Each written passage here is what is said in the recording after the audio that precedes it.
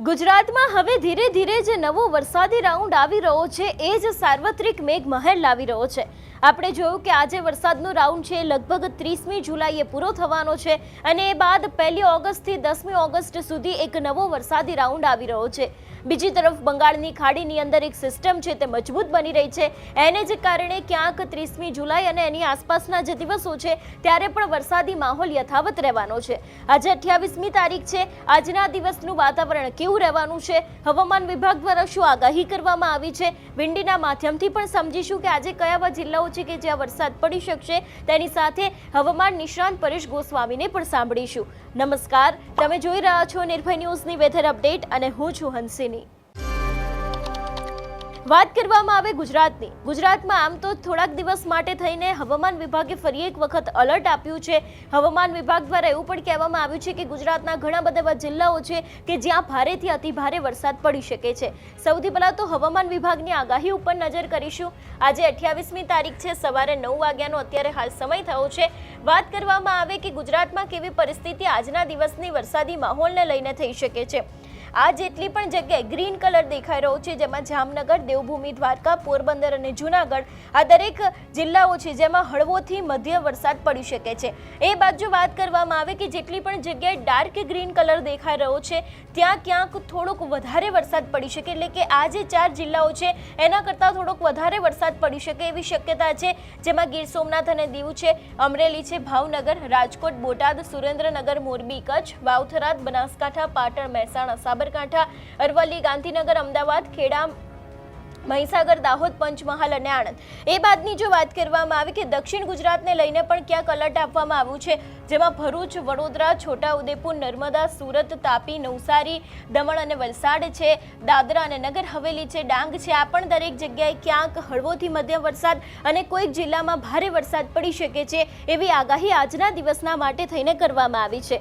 ગઈકાલે આપણે જોયું હતું કે મધ્ય ગુજરાત અને દક્ષિણ ગુજરાતના ઘણા બધા એવા ભાગો હતા કે જ્યાં ક્યાંક વરસાદી માહોલ જામ્યો હતો, જ્યાં વરસાદ જોવા મળ્યો હતો અને આજના દિવસે પણ આ જ વરસાદી માહોલ છે જે યથાવત રહી શકે છે એવી શક્યતા છે। આ વરસાદી રાઉન્ડ જે અત્યારે હાલ ચાલી રહ્યો છે એની જ અંદર ક્યાંક ગુજરાતમાં મેઘમહેર થશે એવી પણ શક્યતાઓ લાગી રહી છે અને સાર્વત્રિક એટલે કે આખા ગુજરાતની અંદર વરસાદ આવશે એવી પણ વાત કરવામાં આવી છે। આના થોડા દિવસ પહેલા આપણે જોયું હતું કે ગુજરાતમાં અતિશય ભારે વરસાદ આવ્યો હતો, મધ્ય ગુજરાત હોય કે દક્ષિણ ગુજરાત હોય, પણ હવે આવો જ વરસાદ ક્યાંક આગામી દિવસમાં ફરી એક વખત આવી શકે છે એવી પણ શક્યતા છે। એ બાદ સમજી લઈએ 29 તારીખનું વાતાવરણ છે તે કેવું રહેવાનું છે।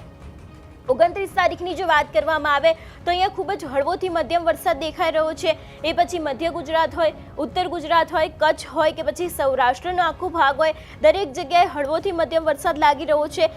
થોડોક હળવોથી મધ્યમ કરતાં ભારે વરસાદ છે તે વડોદરા, છોટાઉદેપુર, ભરૂચ, નર્મદા, સુરત છે, તાપી છે, નવસારી છે, ડાંગ છે, દમણ, વલસાડ, દાદરા અને નગર હવેલી છે ત્યાં ક્યાંક પડી શકે છે એવી શક્યતા 29 તારીખ એટલે કે આવતીકાલ માટે વ્યક્ત કરવામાં આવી છે। એ બાદની જો વાત કરવામાં આવે 30 તારીખની પરિસ્થિતિ શું કહી રહી છે, કારણ કે જ્યારે 30 તારીખ છે આ એ જ દિવસ છે કે જે દિવસે ક્યાંક જે આખી બંગાળની અંદર સિસ્ટમ સક્રિય થઈ છે એની અસર ગુજરાતમાં જોવા મળી શકે છે। આમ તો અત્યારે હાલ હવામાન વિભાગ દ્વારા આગાહી કરવામાં આવી છે, પણ 30મી તારીખનું અનુમાન છે એ પણ કદાચ અલગ હોઈ શકે છે।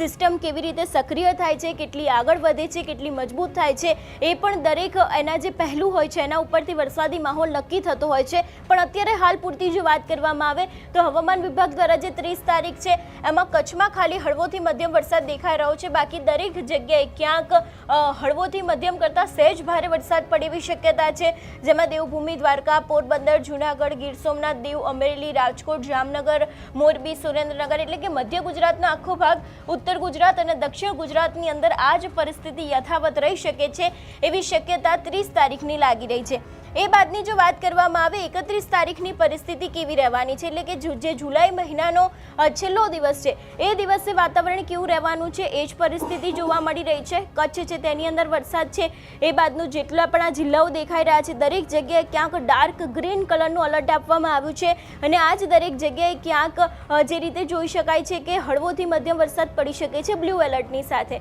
1લી ઓગસ્ટ જે નવું વરસાદી રાઉન્ડની શરૂઆત થાય છે એને લઈને જો વાત કરવામાં આવે તો હવામાન વિભાગ દ્વારા આને લઈને પણ આગાહી કરવામાં આવી છે. કચ્છમાં વરસાદ છે, એટલે કે જે રીતે અત્યારે હાલ જોઈ શકાય છે કે ગુજરાતની અંદર સાર્વત્રિક મેઘમહેર છે તે હવે આગામી લગભગ 10 દિવસ સુધી સલંગ આપણને જોવા મળી રહી છે. એટલે કે કોઈ પણ એવો જિલ્લો નથી કે જે કદાચ બાકી રહી જશે કે નવો વરસાદી રાઉન્ડ આવશે એમાં ત્યાં વરસાદ પડશે. અત્યારે હાલ આખા ગુજરાતની અંદર સાર્વત્રિક મેઘમહેર થઈ રહી છે અને આ જ મેઘમહેર આગામી દિવસોમાં પણ યથાવત રહી શકે છે એવી શક્યતા છે. 1 તારીખથી લઈને 10મી તારીખ સુધીનો જે નવો વરસાદી રાઉન્ડ શરૂ થવાનો છે એના જ પગલે ક્યાંક વરસાદી માહોલ વધારે ગુજરાતની અંદર જામી શકે છે એવી શક્યતા છે. આપણે વાત કરતા આવ્યા છીએ કે બંગાળની ખાડીની અંદર જે આખું એક સિસ્ટમ બની રહી છે એ સિસ્ટમની અસર પણ ક્યાંક જુલાઈ મહિનાના અંત સુધીમાં થઈ જશે એવી શક્યતા છે.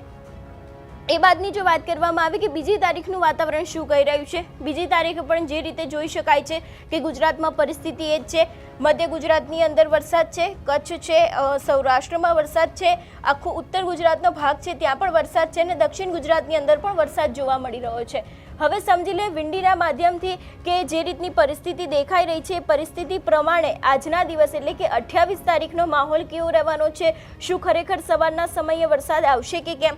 સૌથી પહેલાં તો જે રીતે વાત કરવામાં આવે કે અત્યારે હાલનો જે સમય થયો છે 9:01 વાગ્યાનો, 9:01 વાગ્યાની આસપાસ જોઈ શકાય છે કે ક્યાંક આ દરેક જે વિસ્તારો છે ત્યાં ક્યાંક ઠંડા પવન ફૂંકાઈ શકે છે અને એની સાથે વરસાદી માહોલ જામશે એવી શક્યતા લાગી રહી છે. આ સવારના સમયની વાત કરવામાં આવી રહી છે.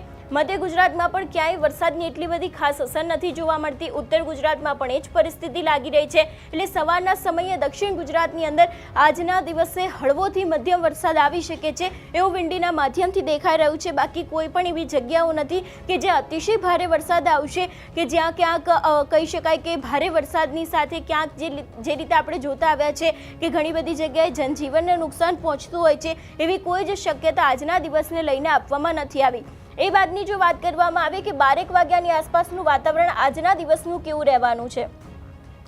જો વાત કરવામાં આવે 12 વાગ્યાની આસપાસ તો જે રીતે અત્યારે હાલ જોઈ શકાય છે દક્ષિણ ગુજરાતની અંદર આખું જે વિસ્તાર છે ત્યાં ક્યાંક ઠંડા પવનની સાથે હળવોથી મધ્યમ વરસાદ દેખાઈ રહ્યો છે. પોરબંદર છે, માધવપુર છે, વેરાવળ છે, કોડીનાર છે, આ દરેક જગ્યાએ ક્યાંક હળવોથી મધ્યમ વરસાદ આવી શકે છે. દરિયા કિનારાની પાસે આવેલા વિસ્તારો છે.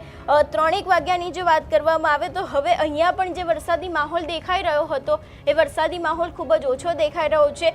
ફક્ત દક્ષિણ ગુજરાતના વલસાડ અને વાપીની અંદર જ આ માહોલ જોવા મળી રહ્યો છે. એટલે કે ત્યાં ક્યાંક હળવોથી મધ્યમ વરસાદ આવી શકે છે એવી શક્યતા છે. એ બાદની જો વાત કરવામાં આવે 6:01 વાગ્યાની સાંજની પરિસ્થિતિ શું કહી રહી છે તો અત્યારે હાલ ફરી એક વખત ગુજરાતમાં ક્યાંય પણ વરસાદ આજના દિવસે સાંજના સમયે જોવા નથી મળતો. એટલે જે રીતે હવામાન વિભાગની આપણે આગાહી જોઈ કે જો વરસાદ પડશે તો પણ આજના દિવસે ખૂબ જ હળવોથી મધ્યમ વરસાદ પડવાનો છે, કોઈ જેવી શક્યતા નથી બતાવવામાં આવી. તેની સાથે વિંડીના માધ્યમથી બંગાળની ખાડીની અંદર જે આખી સિસ્ટમ સક્રિય થઈ છે એના ઉપર પણ એકવાર નજર કરી લઈએ કે આજના દિવસે જે આખી સિસ્ટમ સક્રિય થઈ છે તે ક્યાં સુધી પહોંચી છે, કેવી રીતે તેની ક્યાંક અસર છે તે ગુજરાત ઉપર થઈ શકે છે એવી શક્યતાઓને આધારે જો વાત કરવામાં આવે તો જે આખી આ બંગાળની ખાડી છે એના અંદર ધીરે ધીરે આખી જે રીતે જોઈ શકાય છે કે અત્યારે હાલ ચોમાસું જામ્યું છે અને આ જ ચોમાસાના વમણો છે તે અત્યારે હાલ લગભગ આની આસપાસ ભેગા થયા છે. આ જે વિસ્તારો છે એની આસપાસ ભેગા થયા છે અને ધીરે ધીરે તે કદાચ સિસ્ટમ આગળ આવશે ને એ બાદ ગુજરાત ઉપર તેની અસર લગભગ 30 તારીખની આસપાસ થઈ શકે છે એવી શક્યતા છે. બંગાળની ખાડી અત્યારે હાલ એક્ટિવ જોવા મળી રહી છે.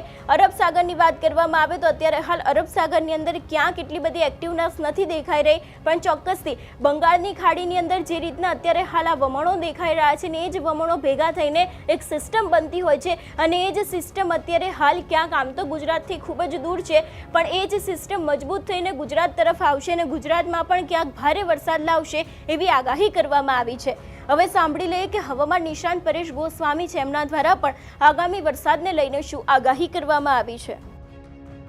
તો આ 31 તારીખ સુધીનો રાઉન્ડ છે જેમાં પણ એક દક્ષિણ રાજસ્થાનના ભાગો પર વરસાદી સિસ્ટમ હતી જેને કારણે છેલ્લા 4-5 દિવસની અંદર ગુજરાતની અંદર ભારેથી અતિભારે વરસાદ પણ વરસ્યા છે. છતાં પણ દાહોદ અને દ્વારકા આ બંને જિલ્લા છે આ ક્યાંક ને ક્યાંક આ વરસાદમાં ખૂબ નબળા રહ્યા છે અને પોરબંદરના અમુક પાર્ટ પણ નબળા રહ્યા છે. બાકીના તમામ ઓલ ઓવર ગુજરાતની અંદર વરસાદ સારો છે. કચ્છના પણ પશ્ચિમ ભાગો છે એમાં થોડુંક વરસાદનું પ્રમાણ ઓછું રહ્યું છે. હજુ પણ આ વરસાદ છે આમ તો કન્ટિન્યુ ચાલુ રહેવાનું છે. અત્યારે આ જે સિસ્ટમ છે એ સિસ્ટમ ઘણી બધી નબળી પડી ગઈ છે, પણ મોન્સૂન ઓફશોર ટ્રફ છે એ પોઝિટિવ ફેઝમાં છે, જેને કારણે હજુ પણ સૌરાષ્ટ્ર, મધ્ય ગુજરાતના અમુક ભાગો અને દક્ષિણ ગુજરાતના વિસ્તારની અંદર હળવાથી મધ્યમ વરસાદો છે એ ચાલુ રહેવાના છે. પણ આ સાથે એક નવા અને મહત્વના સમાચાર એ છે કે આવનારા દિવસમાં ફરી એક 31 તારીખથી નવો વરસાદનો રાઉન્ડ આવશે. એ રાઉન્ડ હશે એ 31 જુલાઈથી લઈને 4 ઓગસ્ટ સુધી ચાલે તેવું એક અનુમાન છે, કેમ કે બંગાળની ખાડીની અંદર ફરીથી એક નવી વરસાદી સિસ્ટમ બની છે.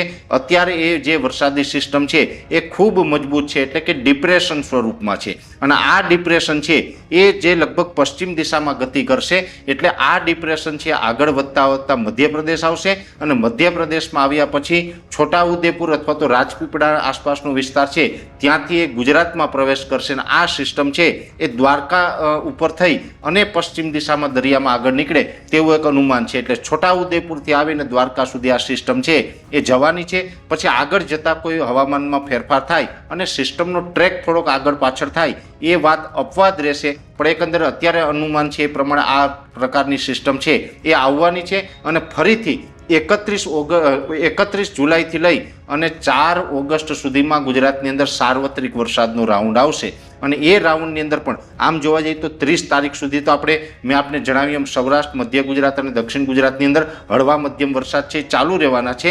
પણ 31 જુલાઈથી 4 ઓગસ્ટમાં જે વરસાદ હશે એમાં ફરીથી પાછો ભારેથી અતિભારે વરસાદ નોંધાશે, જેની અંદર મધ્ય ગુજરાતના પણ અમદાવાદ, આણંદ, નડિયાદ, ખેડા, વડોદરા જેવા વિસ્તારમાં ભારેથી અતિભારે વરસાદ જોવા મળી શકે છે. એ સાથે દક્ષિણ ગુજરાતના તમામ ભાગો, ભરૂચથી લઈ અને વલસાડ સુધીના તમામ ભાગો છે એ તમામ ભાગોમાં પણ ભારેથી અતિભારે વરસાદ નોંધાશે.